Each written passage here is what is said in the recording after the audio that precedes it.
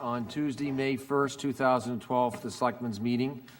Welcome to the high school. We have just 2 items on the agenda this evening. The first is a review of the town manager's Billboard Memo, followed by an executive session, which is scheduled just to review some executive session minutes. I'd like to start with the Pledge of Allegiance and ask Mark to lead us. I pledge allegiance to the flag of the United States of America, and to the republic for which it stands, one nation, under God, indivisible, with liberty and justice for all. We lost you for a second. Okay. As the board knows, after a meeting we had in March, FXP, a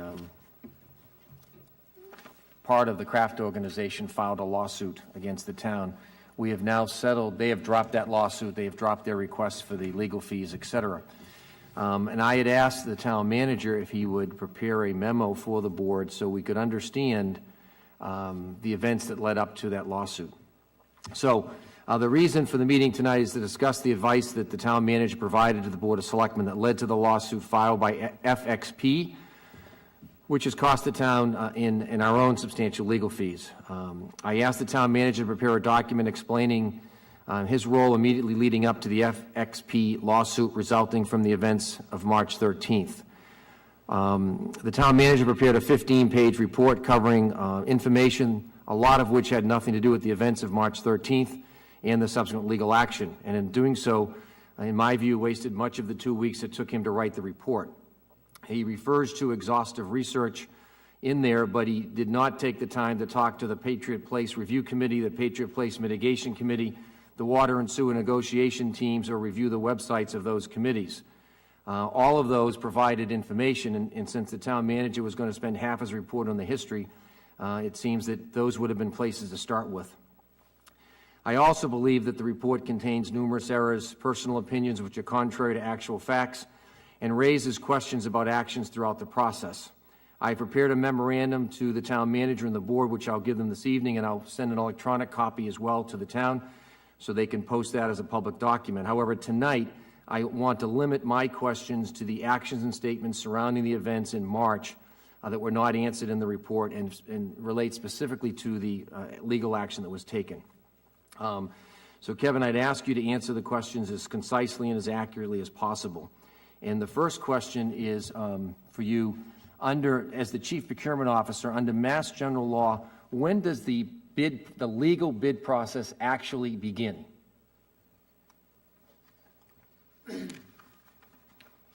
When does the legal bid process begin? Correct. When? Well, would it begin when you advertise the bid, or will you post the bid, or when you're the Chief Procurement Officer? At what point does it begin? Well, I think what you're really speaking of here is at what point did the bid become live, if you will? Correct. Such that we could not have a dialogue with potential bidders. Correct. My understanding of the bid law, and through conversations with the Inspector General's chief counsel, which were not personal one-on-one, they were through town council, specifically through the attorney in town council's office who was expert in procurement law. My understanding is that as soon as a bid is decided, in other words, there's a decision been made that we're going to issue a bid, that at that point communication between potential bidders and the town is prohibited because it would constitute collusion. Okay. And part of the bid process requires a signing of an anti-collusion statement by all bidders. Okay. And so regarding the first IFB, when would you say that date was? I wouldn't have any idea. I'd have to look at the file. Would you know the date that you actually filed the advertising, et cetera? Well, in this case, we hired a consultant and we had special counsel, and they really handled all the bidding directly with the Water Sewer Board, and I was only very peripherally involved. Okay. you got to understand that this particular bid is, since it's not under the office of the Board of Selectmen, it's under the Water Sewer Board. The Water Sewer Board really was in, if you, to kind of characterize it this way, they were in the ascendant role, if you will. Correct. Now, in the ordinary case, on all bids that the town issues that are under the CPO, Chief Procurement Officer's direct control, I may consult with a board or committee if it's a procurement that's being done on their behalf.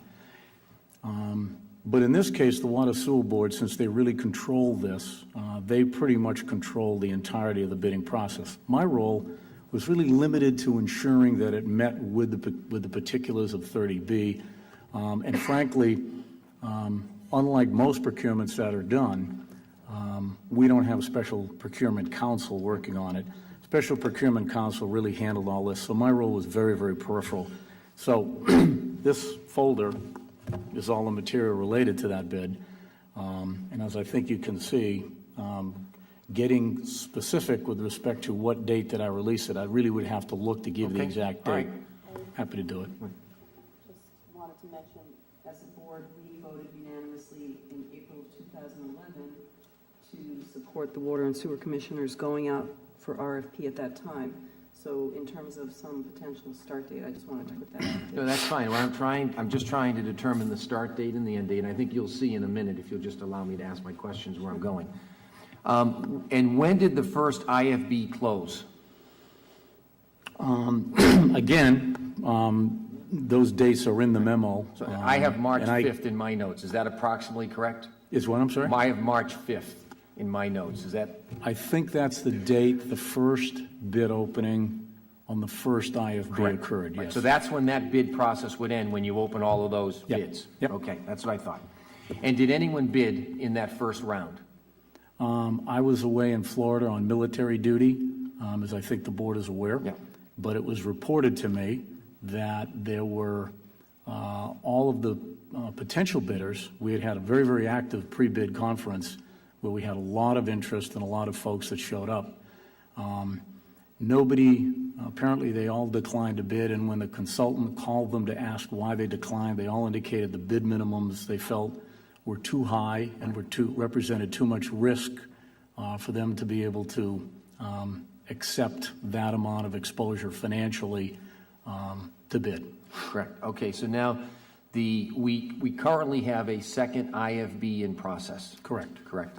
And as I understand it, again, that request for advertising, the request for bid went out approximately March 28th. Could be, yep. And Sounds about right. What is the close date? Do you know offhand? The original close date was in April, but sort of indicative, might have been May actually, I'm not sure, but kind of indicative about how this process works. I got a copy of a bid addendum extending that bid to June 2nd, I believe. Now, I'm the Chief Procurement Officer. This is supposed to be my document. I never made a decision to extend that bid. And when I got the bid addendum, I expressed my surprise and said, who authorized this? And I'm presuming the Water Sewer Board authorized it, but I know I didn't. And that's sort of indicative of the way this whole process has flowed, because the CPO has kind of been, as I say, in a secondary role. The leadership role has been the Water Sewer Board, directly with the consultant and special counsel.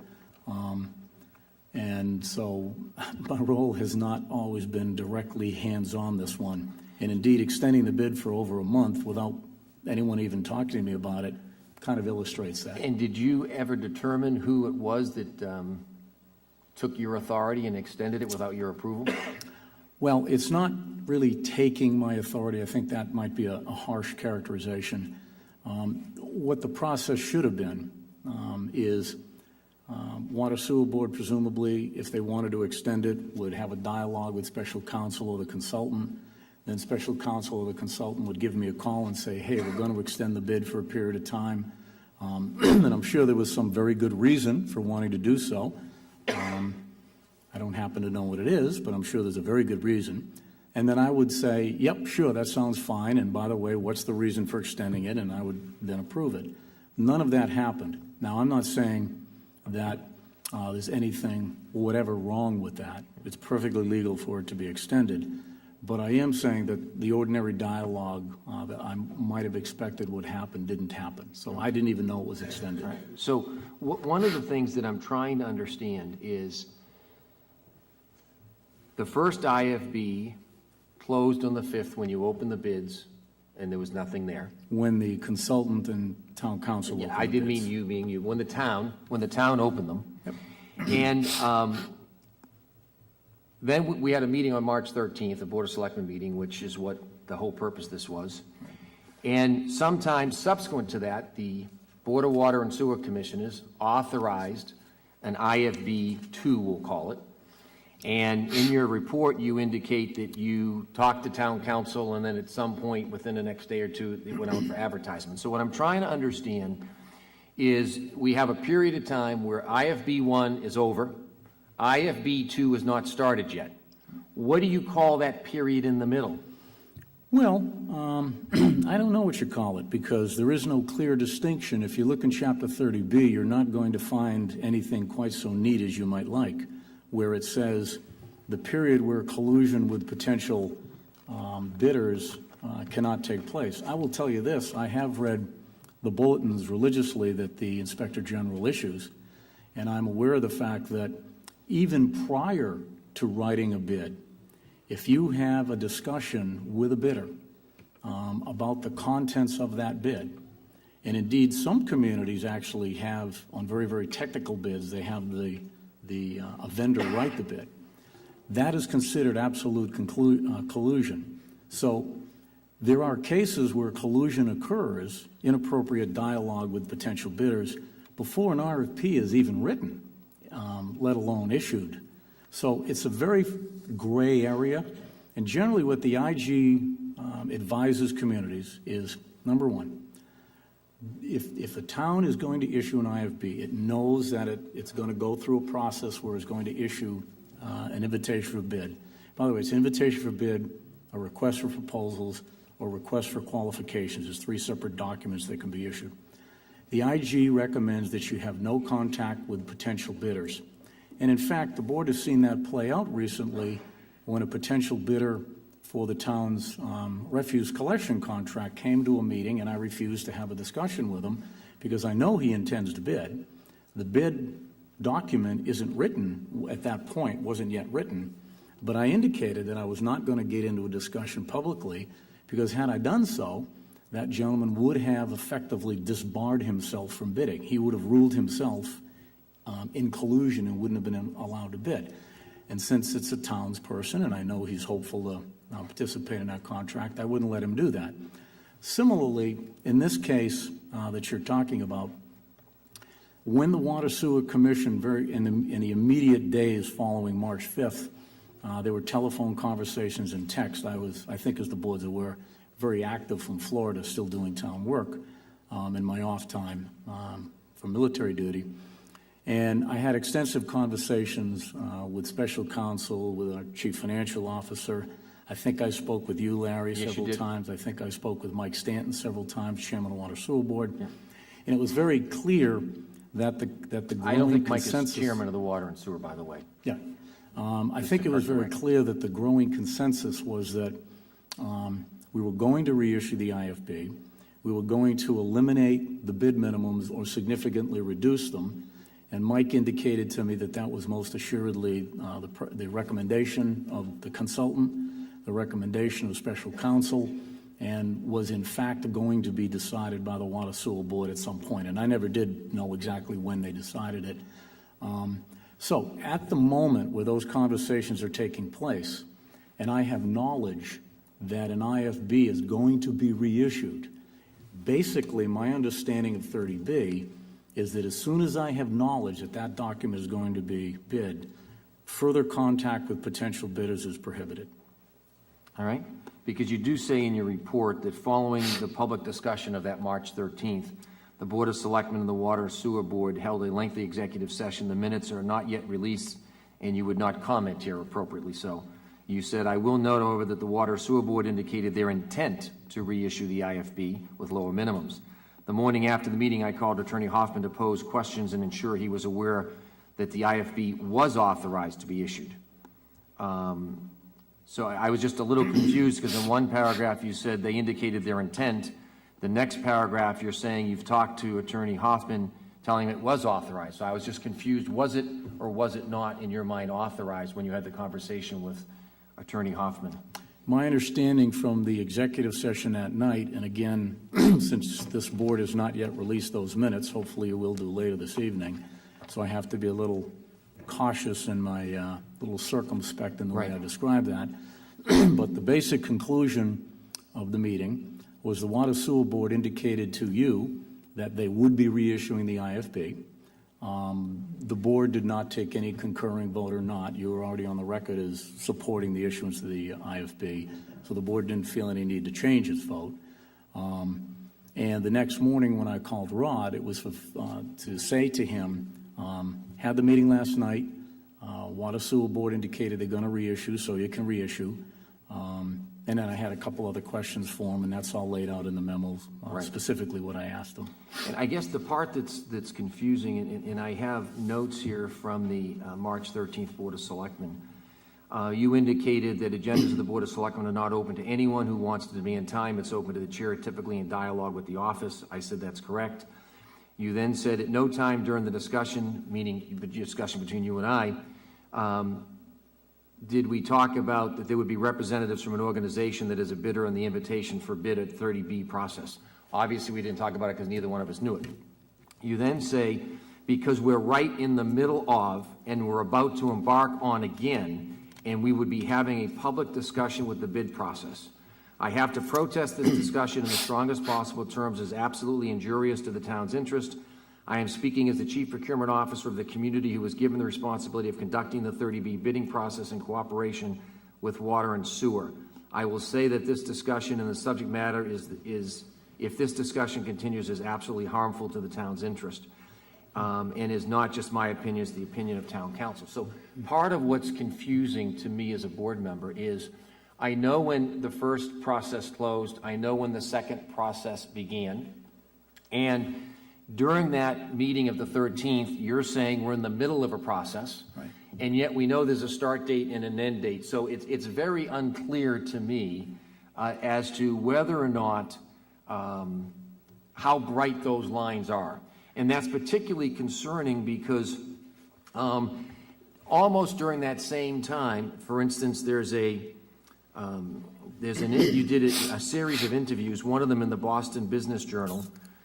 You talk about the town of Foxborough was ordered by the Mass Inspector General's office to publicly bid. The article later on says that when they checked with the office of the Inspector General, that they had not issued an opinion that you had to do it. There was comments in the paper about you were hoping that the craft group would just bid and just win the bid and solve the issues. And so what I'm struggled with is that you were able to say in this process to newspapers that you would hope that they would bid, that if they would bid, the problem would go away.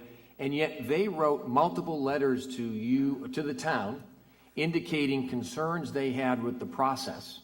And yet those were not discussed, those were not released.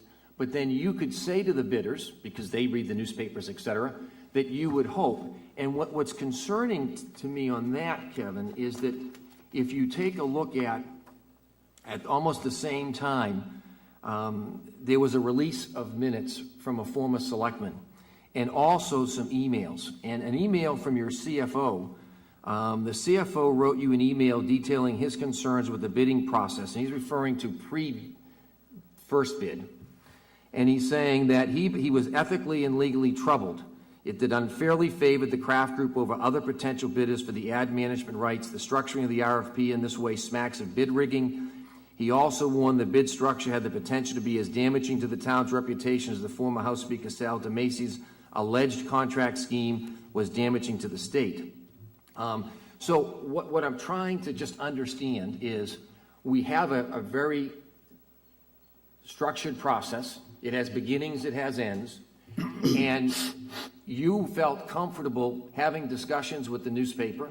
You felt having those conversations were okay. And I'm trying to understand when you gave us that strong advice not to let them speak because they could poison the well, when you were already sharing with people and sharing articles in the newspaper and questions have been raised already, by the chief financial officer regarding the whole process.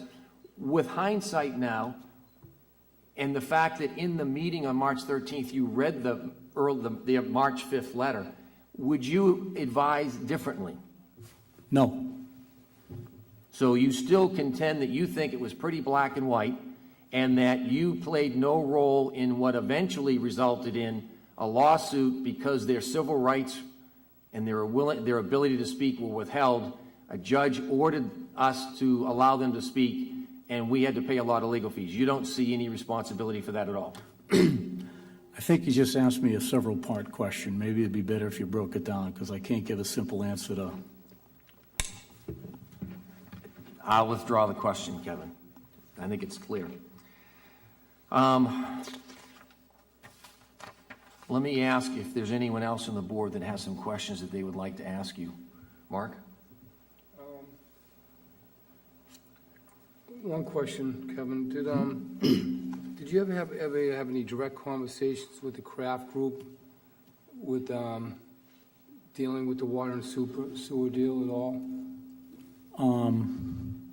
You mean during this time frame, from March 13th forward? Well, or back last let's year? say prior to the IFB going out into present, have you ever had any dialogue on the water? Yeah, I had a couple meetings at the stadium, in negotiating sessions with representatives of the Kraft Group, and I had fairly regular meetings, I would say about maybe once or twice a month, thereabouts, with one of their attorneys, John Tuig. So I would say in terms of total meetings with representatives of the Kraft Group over the course of September 2010 to March of this year, probably, 10, 15 meetings, something like that. Okay. I wouldn't want to get into the questions of, I wouldn't want to ask any questions of what happened in those meetings in an open session. No, I agree. Thank you. Jim? Yeah, a few hours ago, we got a memo from town council, which is a little, I wasn't sure how this was going to go and if this was a back and forth, but a few hours ago, he sent us a memo that went to everybody that said these discussions, because there's ongoing business with the Kraft organization and because of labor employment laws, these should not be conducted. This should not have been submitted unless it's an executive session. So let me just respond to that if I would, Jim. Yep. I had called town council to ask him specifically about a comment that was in Kevin's report. Mm-hmm. In Kevin's report, he indicated that I directed the attorneys to do something. And that was not my recollection. When I talked to town council, he indicated to me that that was not his recollection either, and that what he said to me was his recollection, and that he had shared that with Kevin, and that Kevin had indicated, I kept detailed notes and I'm not going to change it. Mm-hmm. So I asked him if he would at least share with the board his recollection of that meeting. He indicated to me that he was concerned because he didn't want to have the Patriots, the Kraft organization, FXP, whatever, be concerned. So he wrote an email to FXP asking them if he could address this question. They said to him that they thought it was important, since so much of this whole issue was out in the public to begin with, that if he believes the record needs to be corrected, he should correct the record. So the Patriots, the FXP, gave him permission, I believe, on Sunday or Monday morning in order to do that. And this was his memo trying to write what, his recollection of a meeting that happened months and months and months and months ago. As he indicated, at least for the public, he did not feel directed to do anything. I did make a comment that said, I'm not a lawyer, so the lawyers will have to work through that. He indicated very clearly that he thought what the Kraft organization was asking for was inappropriate. The chief procurement officer agreed with him. We took a break. We came back out. We said we're not going to discuss that. And as he says in his memo, the Kraft organization dropped that request and that issue went away. What's clear is that I do not have the ability to direct the Patriots, the FXP's attorney, to do anything. Mr. Pecos can meet with him regularly, but I didn't, and I couldn't direct him to do anything. And our town council made it clear that he didn't feel directed, nor did he do any follow-up work as a result of that. So I was asking him to clarify, because the word direct was not what I recollected, and it's not what town council recollected. I'm not being critical, I'm just saying meetings that are months and months and months ago, that meeting happened to be a 4-hour meeting. At times it was very intense, and it's difficult for everybody to remember everything, but I felt offended by the language that was used in there, and I asked town council to clarify it. Okay. Mr. Chairman? Yes, sir. If it helps the board, I have copies of town council's memo here, and I also have copies of my negotiating session notes available for the board. And I think, somewhat contrary to what you've just said, I think you will find generally very close consistency between what town council reports and what my notes indicate. And I'd be very happy to share those with the board right now, and you can take a look. Go ahead. Before we do that, Jimmy, you're gonna say the same thing I'm gonna say, so hit it. Yeah. You know, and I talked to you a little bit about this earlier. The reason for this meeting, Mark wasn't in that meeting, I was in, Lorraine and Linda were not in that meeting. And I was hoping this wouldn't get to a he said, she said, which I think this is gonna get to. You know, this, let me step back a little bit. This billboard issue has been going on since 1999, earlier than that, okay? Right around there, You know, Kevin's come in here, it'll be 2 years in September. And when Kevin came in here, it was a little bit of controversy. It wasn't a full unanimous vote. Don't pass those. But we gave him Don't pass a whole slew of goals and Don't pass objectives, those. 40 or so goals and objectives. And gave him the charge to just go ahead and do that. In the midst of that, we've had some severe power outages, we've got the casino issue, all of this stuff that's going on. This questioning that's going on, it's appropriate, but not at this table. This perhaps should be at his review, which we're in the middle of doing right now. The billboard issue, I'm a little bit confused, and I've been going to a lot of the executive sessions. It started out as a water and sewer issue. Correct. Then they asked the Board of Selectmen to get involved because it turned into a little bit of a wishy-washy gray area where things were morphing out of that wasn't under their jurisdiction. It was more of the Board of Selectmen, so they asked if we could sit in on some of the joint meetings. Well, Jim, actually, we had put it on our goals and objectives. As And one of reached his out to things. them, Yep. has reached out to the water and sewer to see how we could help them deal with the sewer issue across town. Correct. And early on in those discussions, we were made aware as a board that they were not going to take the FXP or the craft organization up on building the sewer treatment plant. Yep. And that they So- really wanted the cash. So that's Right. how we got involved. So, that's where it's a little gray between, sometimes they stepped out, sometimes we stepped in, and it went back and forth for, you know, I've been on the board coming up 2 years, and it's been pretty consistent at that level. Yeah. Now, you know, there's quite a few people that say, you know, that the town didn't fulfill their obligation by voting the sewer, so the crafts aren't obligated. Other people say they absolutely are obligated because it was on PowerPoints and it was that whole mitigation. And then there's this other thing that, and I'm not saying anything that hasn't been released, Right. but this social contract where everyone thought they were going to get it, and now we get nothing. Right. It's part of our master plan of growth, so it's an important thing. So at that time, there was a list that came to us, and I think this was kind of the crux of the stuff that you guys had that meeting about.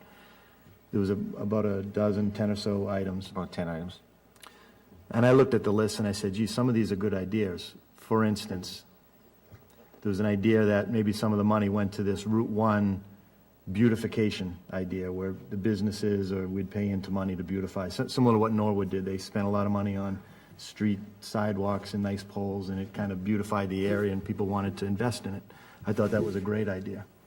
Some of the items really were not in our jurisdiction.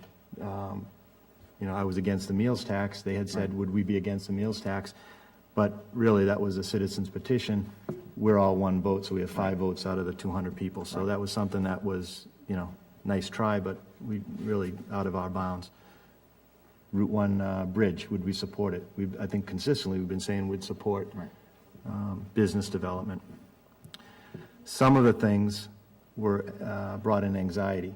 They wanted more liquor licenses. And again, nothing that is not out of executive session. Initially, we said, we don't even want to, address that now as part of this sewer thing. Maybe it has merit. People are talking about a bowling alley with a liquor license. Well, maybe that's better than a bar. I think generally we said we'll talk about it when the time comes. Some of the issues, like the no connection into sewer, I think we all kind of just said, it's not the right thing to do, all right? So at that point, when Kevin came on board, my understanding between the water and sewer and the selectmen in the negotiation with the craft organization, to put it bluntly from my perspective, it was kind of a free-for-all. A lot of people were talking to a lot of different people. To try to put our arms around that, we delegated Kevin, who came in under the Strong Town Managers Act, which hadn't been tested before. We said, well, Kevin will be the point person. Nobody talk into the negotiation, so we're not having 10 different people, and then you were going to go with Kevin as a representative. So at those meetings, we weren't part of it. I've got to say, there's nothing that I've seen that you've done to indicate that you're going to go out and say skirt the law or, kind of backhanded, get something that's not good for the town. Where I see our board right now, the lawsuit's been lifted.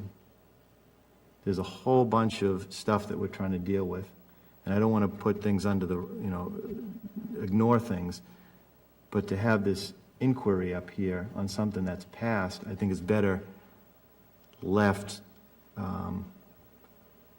trying to focus on the billboard thing and how we can move past. Now, a couple weeks ago, and Linda, stop me if you think I'm saying too much, and I called up Larry and I called up some of the other board members, and I said, between the stuff that's in the paper, Kevin, the bozo comments that didn't set well with me, in the newspaper stuff, we had Trader Joe's coming, we had the casino that was, umbrella over everything. Nothing was getting done. So I suggested that I would call up Robert Kraft and sit with him and show my concern that the town's not moving forward very quickly. The craft organization certainly is not going. We've got this lawsuit, and if you understand what the lawsuit is, when they sue the town, they sue everybody individually. So I got home and it was my name and my home address that was in the Herald. So that didn't sit very well. So I asked Linda to sit with me. We called up Robert and we went in there and we had a couple-hour meeting. Is that all right, Linda? Yeah, I'm fine with Yep. it. So Robert sat there and Jonathan sat and Dan Murphy came in, so the five of us. And really, my suggestion was, what I think this board is looking to do is find out what's in the best interest of the town, period. Craft organization, it's a private group, they're trying to find out what's in the best, move forward with what's in the best interest of the craft as a private to make money, period. If we can meet somewhere in the middle, as has the past boards, as has the past developments, where we both can mutually benefit each other, I think that's where we want to get. And we had some good discussions. At the end of that discussion, Robert said he was going to drop the lawsuit. He appreciated us coming. It's not his business to sue his business partners. And this is what it is. It's a business partnership. It's not a friendship. It's not, I'm sure I'm not invited over his house for dinner, as is not mine. It's not friendship. It's business. And if we can understand each other better, we can move forward. What I'm concerned about now is this thing is lingering. The lawsuit's dropped. Kevin, you've done some great things, and you've done some not so great things, and that's going to come up in your review. It came up in your last review, and it's going to keep coming up. I'm not sure where we're going to get with this meeting by going back and forth and saying whose fault it was, when I really think the people that have been watching this show over the last couple months need some direction and need some positive forward thoughts rather than keep going back. I'm thrilled at the lawsuit, and the discussion I had was, please don't drop the lawsuit if it's, quid pro quo, or you feel like your rights are violated and it's not addressed. So I think we're all in a good position to move forward. I am very uncomfortable because this bid process is still out there, whether you want to call it the RFP or what have you. We're still waiting for the other ones to come back. All of this discussion could come back and hurt the town, as it could be You know, part of this memo that Kevin wrote, it was under the feeling that we were going to fire him. I don't know how you got that idea, but that was in the paper. So I don't know if this memo that you wrote was self-preservation, and that's why it's hundreds of pages long. I was expecting a quick 2-page memo, but it went into depth. It was insulting to Larry. Larry's going to push back. Lorraine's sitting there quietly, but election's next week. I don't know where this is all going, and I'd rather have it moving forward than try to pick it apart and go backwards on So this. Jim, here's where I was coming from, all right? You didn't hear me take paragraph by paragraph and go back through the last 2 years. What I was trying to focus in on is a bid process started and ended, and then it started and ended. And someplace in the middle there, we had a Board of Selectmen meeting, and our Chief Procurement Officer made some very strong advice and threats, and said that if we didn't stop it right away, he would not be held accountable for what happened. Well, then they filed a lawsuit. And what I'm trying to figure out is we will have spent a whole lot of money with our own town council on this whole process. And we have to understand if the town manager needs additional training on being a chief procurement officer, or if in fact we need additional legal advice when we do these kinds of things, I think we need to do a lessons learned. So what I was trying to do is to ask and ascertain from him when the first one started, when the first one ended, when the second one started, when the second one ended, because right in the middle of that time frame is the March meeting. And what was difficult for me to try to understand is while Kevin is out with the newspaper giving all sorts of stories and information about things, he's not allowing them to say anything. And I was concerned on behalf of the town that if he's aware of information that says, I'm not going to give you the permits for the signs, or I don't think the signs are on your property, et cetera, that all that information should go to all the bidders, because if all the bidders don't have all the information, then what could happen is they could feel as though, I see you hand, Lorraine, that they could feel as though that they don't have all the information.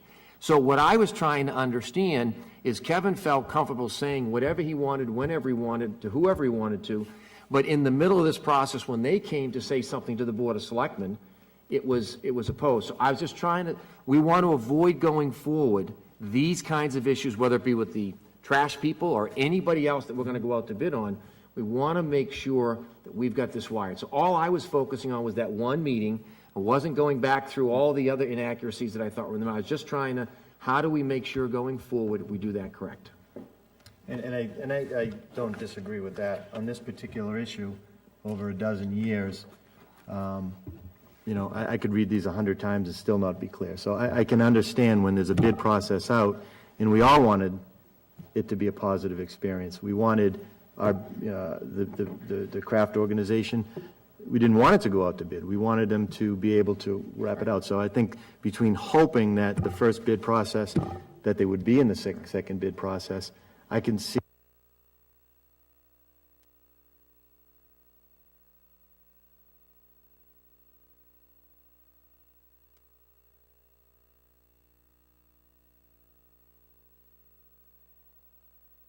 Sorry, folks.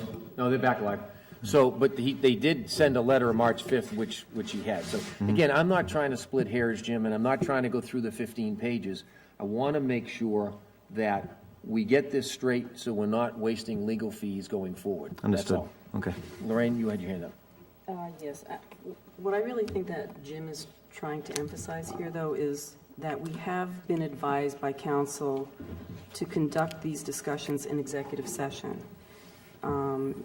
He writes, preliminarily, I have recommended and continue to do so now that written reports about a year-old disagreement between the craft organization not be conducted, and Mr.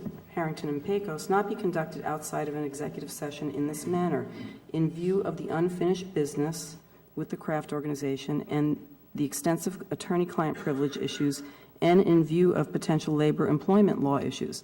So I think that what Jim, correct me if I'm wrong, Jim, I think this is the concern I have for continuing this discussion, where council has advised us not to have this discussion in public. A 15-page document that's out there already, and to not be able to respond to some things doesn't seem very fair. Well, Go ahead. but council has advised us, and I think this is in I see view your of hand, Larry. 1 second. in terms of protecting the town's interests. I think it's in the best interest that we not conduct any further discussion until we are able to have this discussion in an executive session if necessary.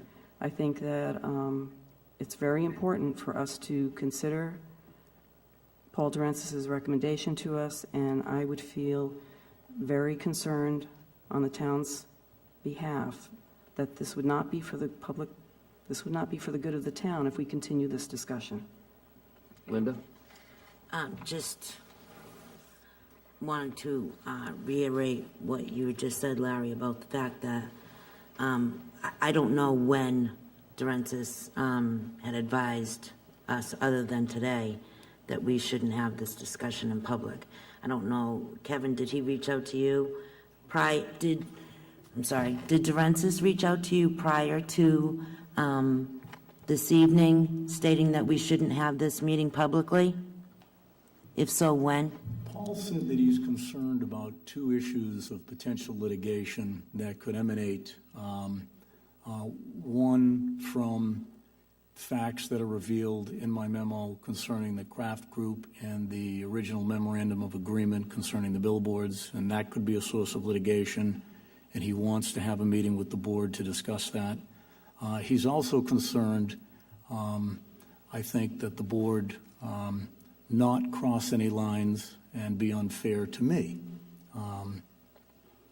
And I think those are the source of his two concerns that he expressed. When did he express that to you?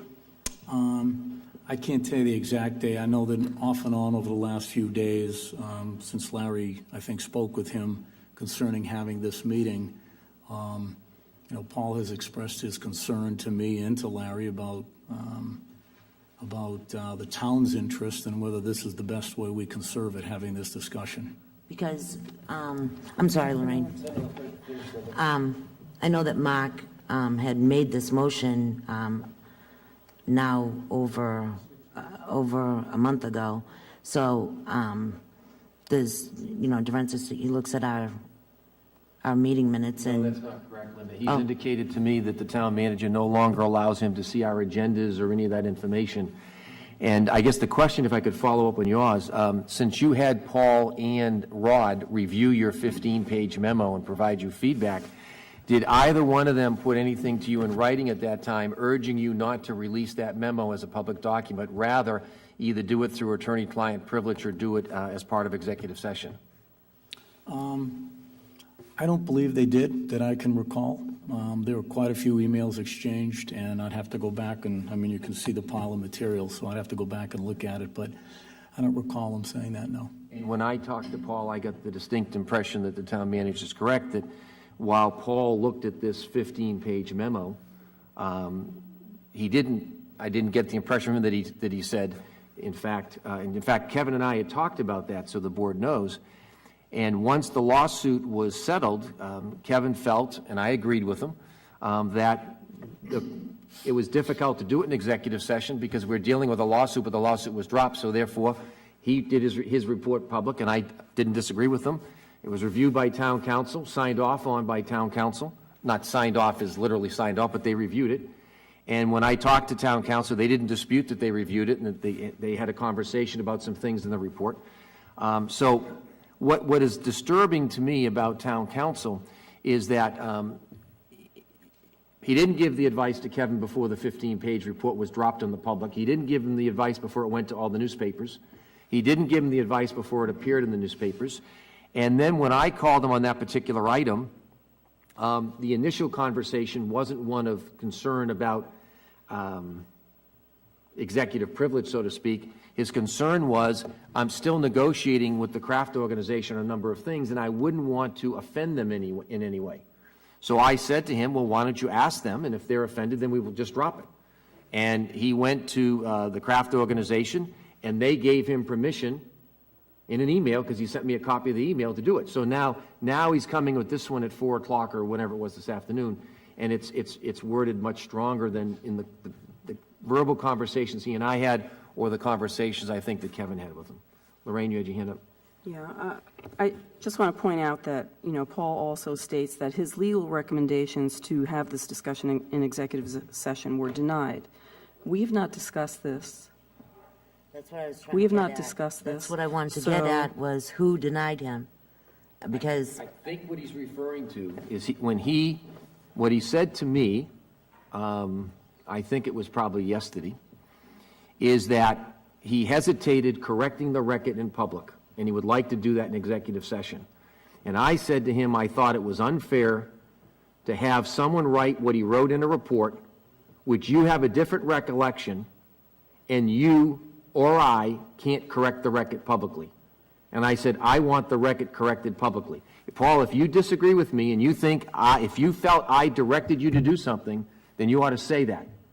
But if you believe what you told me and that you didn't feel directed, and that the other attorney wasn't directed, and that there was a comment made about, I'm not a lawyer, you guys work through the legal stuff, and we moved on to other things, I said, I think it ought to be corrected because I think there was an intentional effort. If you read the 15-page report, throughout the 2 years, there's lots of comments from Lorraine or Paul or Jim or Linda, or some from Mark as well. None of that's in there. He only takes comments to me. And I think that you all saw the comments from Bob Hickey. Phil Henderson is here in the audience tonight. People that have clearly argued and said that some of the, quote, facts that are in the report aren't correct. And so I didn't want the public to think that what's in there is gospel and it's correct when you have people like Bob Hickey or you have people like Phil Henderson who could offer that it isn't correct. But I didn't want to get all of that tonight. What I really wanted to just focus in on is between the two bids and our meeting. Our meeting, by refusing to let them speak, and you can go back and watch the transcript or you can look at the meeting itself, the advice was so strong, the chairman had no choice but to not let them speak. And as a result of that, they filed the lawsuit. We've incurred substantial legal fees in the meantime. They did as well. Their estimate, according to what Paul Durensis told me, was $50,000, which they've not come back to us and they've dropped. Lorraine? I'd like to suggest that we not discuss this any further. Make a motion if you'd like. I'll recognize it. Motion to adjourn the meeting. There's a motion on the table to adjourn the meeting? Second. Second for discussion. Any discussion? Let me look at what's on the agenda. The only other thing is in the executive sessions? Yeah, The town managers indicated those don't have to be done tonight. yeah, well, we Done. can't do those here. This is the third time we can't do executive session minutes outside the room. And I think I'd support that because, Kevin, you said your piece. Larry, you said your piece. You both had time in the newspapers on this issue. I'm not sure what we're going to accomplish moving forward with any more of this. I'm not the chair. You can. Yeah, no, He's got his hand up. All right, sorry. I can try to look both ways here. Also, I'm not a lawyer, Larry, or anybody knows that. I really think this could get to a point where it could be liable to the town if we continue it. I think that the best thing we can hope for is to continue an executive session in the future. I really sincerely believe that. I think there's been some wrongs. I believe there's been, some, I wouldn't say the word wrong. Maybe some miscommunication. Maybe, because, like Jimmy said, people have been all over this. The old conquer and divide has been in place for so long, and it's still going on with other issues, where you have so many people prying into so many other people, and then say, he said, she said, it just gets so confusing. I don't think anything constructive is going to be done in open session, because if we start saying, Kevin, you did this wrong, and you should be liable, or some silly thing, then he's going to say, you know what, you just slandered me in public, and next thing you know, we're going to have another lawsuit on our hands. What I think we need to do is an executive session, therefore, we can work out our problems in executive session. I think it's very unfortunate that this has to happen on the dawn of a new election. I think it's very important, unfortunate that you don't get to speak and be heard clearly on your opinion any further because there's an election pending. I feel the same way for everybody on this board. I think because you were quoted in the memo were things that you've rebutted, and I think the people understand that now, that you don't agree with what was said. And unfortunately, to try and bang this out in the fight tonight, fist to fist, and get into a real, problematic situation for the town in the future is not going to help the future board, whether it be the present board that we have here now or the future board that could be coming down, in a week from today. Well, I just hope the board would take it, and, the election could change dramatically, but I hope that from an educational standpoint, from an accountability standpoint, you'll take it in executive session, you'll go through the issues, you'll parcel through what's true and what isn't true, and you'll decide collectively where the additional training, coaching, or accountability needs to be. So, Linda? That's what I was hoping was going to get discussed this evening. I don't know about any fisticuffs or one-on-ones or anything like that, Mark, and I'm pretty sure that it won't happen. But there is accountability, and transparency is very important. This document was out before we even discussed it as a board. This was out in the newspaper, along with other things were out in the newspaper. Right. Again, I tried to make it very clear that I don't think it's right, folks going to the newspaper on certain things and stating certain things. Kevin, obviously, I was upset about the bozo, the clown, wouldn't come in here. That really hurt me. I love this town, and a lot of other people do too. And anybody who should be privileged to be the town manager. You love this town, I can tell it. You try it, you've been here long enough. For you to say that, I think it was out of frustration. And I think that's what happens to a lot of people. Just try to think about that. Lorraine, again, going to the newspaper and accusing us of secret meetings or that we were going to fire Kevin. I knew nothing about that. So when you stated, I don't know if other people are talking about it, but you haven't heard it. Well, I didn't have discussions about that. So I was hoping this evening what we could do is take this that is a public document now and correct it and make sure that it's amended to what we believe is correct. Now, I guess if we have to wait for another 2 weeks to do that, as a board, I guess I'm willing to do that. But that's all I think this was supposed to be. I don't know why we had to again move our home to this big location. I don't understand that, but this is becoming just too much. And I don't think that it should become we're putting Kevin on the spotlight either. I think we just need to question him on some of the things that we saw that were inconsistent with what we believe. That's all. I just don't, when you're bringing up fights and things, forget about it, Mark. It's not going to happen here anymore.